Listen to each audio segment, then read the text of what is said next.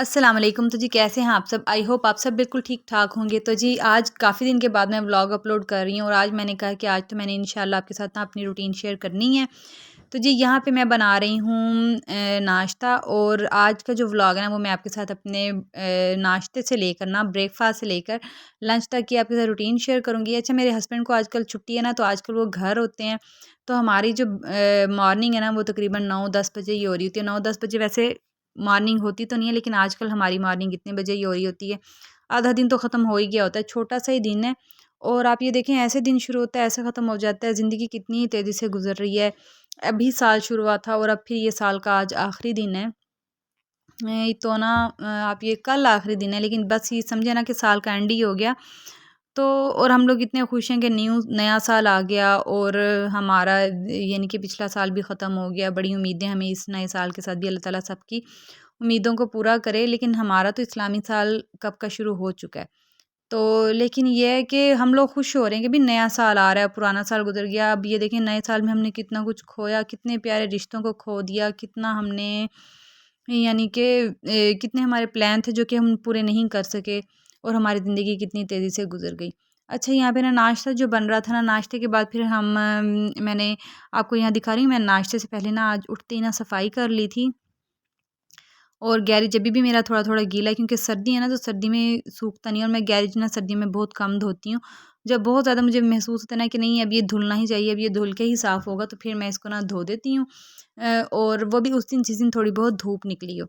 और यहाँ पे ना जब मैं किचन में से यहाँ आई हूँ ना, गैरेज से यहाँ आई हूँ ना, तो दोनों बच्चियाँ ना अपने बाबा के साथ खूब मस्तियाँ कर रही थीं।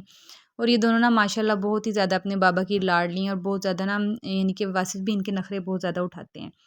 अच्छा आज मैंने ना बहुत ज़्यादा काम करने थे तो लेकिन अब वो सारी रूटीन आपके साथ शेयर करूँ ना तो व्लॉग बहुत ज़्यादा लंबा हो जाता है, तो मैंने सोचा कि मैं क्यों ना आपके साथ ना अपने ब्रेकफास्ट से लंच तक की ना रूटीन शेयर कर देती हूँ आपसे। लहसुन अदरक का पेस्ट मेरा बनने वाला था और काफ़ी दिनों से ना मुझे बहुत ज़्यादा सुस्ती हो रही थी, मैं बना ही नहीं पा रही थी। पिछले दिनों बड़ी जल्दी-जल्दी में कुकिंग करने के चक्कर में ना मेरे से ना लहसुन अदरक का जार मैंने रखा और वो शेल्फ़ पे रखने की बजाय ना मेरे हाथ से छूटा और वो गिर के टूट गया। लहसुन अदरक भी ज़ाया हो गया और जार भी टूट गया। उसके बाद फिर मुझे ऐसी सुस्ती चढ़ी, मैं जब भी टमाटर ग्राइंड करती थी ना, तो उसके साथ ही लहसुन अदरक डाल लेती थी और ना बस उन्हें ग्राइंड कर लेती थी। लेकिन ये कि खाना बनाने से पहले ना मुझे बहुत मुश्किल महसूस होती थी कि हाय लहसुन अदरक भी मैंने छीलना है फिर उसको ग्राइंड करना है, तो इसलिए मैंने कहा आज ये काम कर ही दूँ, सुस्ती को ख़त्म करूँ और काम करूँ। तो जी मैंने ना आज लहसुन अदरक को मैंने छीला और फिर मैंने इसे ग्राइंड करके रख लिया। तो लहसुन अदरक छिला हुआ ना आप काफ़ी ज़्यादा रिलैक्स होते हैं कि बस निकालो और बना लो। और यहाँ पे ना मैं आपको दिखाने की कोशिश करी थी कि इतना प्यारा दूधिया-दूधिया सा बनता है ना लहसुन अदरक का। अगर आप इसमें ऑयल डालें ना तो इसका कलर ग्रीन भी नहीं होता और जिस कलर में ये शुरू दिन से आप पीसेंगे ना एंड तक इसका सेम टू सेम वही कलर ही रहेगा। और उसके बाद ना मैंने कहा जितनी देर में चने की दाल और माश की दाल भीगती है ना, क्योंकि आज मैं चने और माश की दाल बनाने लगी थी, तो इतनी देर में ना मैं ज़रा अपना व्लॉग भी एडिट कर लेती हूँ और साथ जो चाय सुबह के नाश्ते की पड़ी हुई थी ना, 2 घूँट चाय थी, मैंने कहा वो भी ख़त्म कर लेती हूँ, साथ थोड़े से बिस्किट भी एंजॉय कर लेती हूँ। तो जी यहाँ मैं बिस्किट एंजॉय करने आई थी और मैंने भी एक बिस्किट लिया और उसके बाद मेरी दोनों बेटियों ने ना ऐसा बिस्किटों पे हमला किया और उन्हें भी ये था कि मम्मा चाय में डुबो के बिस्किट खा रही हैं तो हम भी चाय में डुबो के ही खाएंगे। उन्होंने खाना क्या था, उनका तो बिस्किट चाय में ही गिर जाता था। और लेकिन ये कि मैं और वासिफ बहुत ज़्यादा इंजॉय करते हैं कि हम बच्चों के साथ खाना खाएं, कोई भी चीज़ हम बच्चों के साथ खाएं। अक्सर ऐसा होता है कि हमारे बच्चे सो रहे होते हैं ना और हम खाते हैं ना, तो हम बिल्कुल हमें मज़ा नहीं आ रहा होता खाने का, हम कह रहे होते हैं कि भाई बच्चे सो रहे हैं ना, मज़ा नहीं आ रहा खाने का, एंजॉय नहीं कर रहे हम खाने को। तो बच्चों की आपको इतनी ज़्यादा आदत हो जाती है ना, अल्लाह ताला ने ऐसे ही बच्चों में डाला होता है, आपके दिल में प्यार डाला होता है कि जब बच्चे नहीं होते तो चलो नहीं होते, लेकिन जब हो जाते हैं ना, माँ बाप का एक लम्हे के लिए दिल नहीं करता कि बच्चे उनसे दूर हों, ख़ास तौर पे जब वो कहीं खाना खा रहे हों या जब कहीं बाहर जाएं तो बड़ा अकेला अकेलापन महसूस होता है कि हाय बच्चे नहीं है, हम बड़े अकेले अकेले महसूस कर रहे हैं खुद को, रौनक नहीं है और मज़ा नहीं आ रहा। हालाँकि आप ये देखें कहीं बच्चों को बाहर लेके जाएँ तो बच्चों को सँभालना भी पड़ता है और बच्चों की शरारतें जो होती हैं वो अलग। और मेरी तो फ़ातिमा माशाल्लाह बहुत ही शरारती है।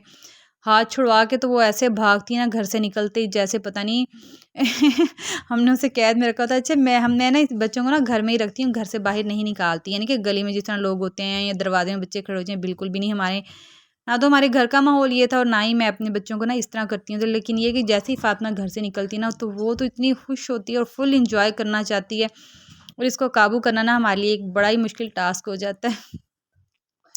अच्छा जी, यहाँ पे ना मैं चने और माश की दाल ना बना रही हूँ। मैंने सारी चीज़ें ग्राइंड कर ली, फिर उसमें कुटी हुई सुरख मिर्चें डाली है, हल्दी, नमक और खुशक धनिया ऐड किया है। अब चने की दाल में इसके डाल के ना बिल्कुल यानी कि प्लेट दे के मैंने इसको ढक दिया था, और ये ना मीडियम फ्लेम पे इसका पानी भी थोड़ा ड्राई हो गया और दाल भी 50% गल गई है। जब ये भुन जाएगी ना, फिर मैं इसमें माश की दाल डाल दूँगी। ऑयल भी डालूँगी, उसके बाद जब ये भून जाएगी फिर इसमें माश की दाल ऐड कर दूँगी। अच्छा, शादी से पहले ना मैं माश की दाल बनाती, चने और माश की दाल ना पतली-पतली बनाती थी, जैसे मूँगी मसूर की दाल पतली-पतली बनती है, और मुझे वो बहुत ज़्यादा अच्छी लगती थी। और मुझे ना ज़्यादातर शोरे वाले खाने और शोरे वाली दालें, सब्ज़ियाँ पसंद हैं। मेरे हस्बैंड को बिल्कुल सूखी-सूखी और खाने पसंद है। मेरे ससुराल में इस तरह के खाने पसंद किए जाते हैं।